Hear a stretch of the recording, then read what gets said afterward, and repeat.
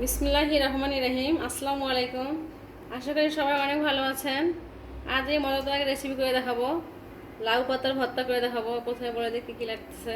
এখানে লাউ পাতা নিয়েছি আমি, গোটা কাঁচামরিচ, পেঁয়াজ কুচি, রসুন। রসুনগুলো দিয়ে দিচ্ছি, ভেজে দেবো রসুন। এরপর দিয়ে দিচ্ছি পেঁয়াজ কুচিগুলো, এগুলো লাল করে ভেজে নেব। পেঁয়াজ রসুনগুলো ভাজা হয়ে গেছে, এখন এগুলো আমি তুলে নিচ্ছি। এখন কাঁচামরিচগুলো ভেজে নিব। মরিচগুলো ভাজা হয়ে গেছে, এখন মরিচগুলো আমি তুলে নিচ্ছি। লাউ পাতাগুলো দেবো এখন লাউ পাতাগুলো আমি দিয়ে সিদ্ধ করে নেবো। এখানে এক্সট্রা পানি দিতে হবে না, এক্সট্রা পানি বের হবে একটু অনেক। লাউ পাতাগুলো কি সুন্দর সিদ্ধ হয়ে এসেছে, এখন এগুলো আমি বেটে নিব সব কিছু একসাথে। খুব সহজে তৈরি হয়ে গেল আমার লাউ পাতা ভর্তা। আমার রান্নাটা যদি ভালো লাগে তাহলে অবশ্যই আমার চ্যানেলটি সাবস্ক্রাইব করবেন। সবাইকে ধন্যবাদ।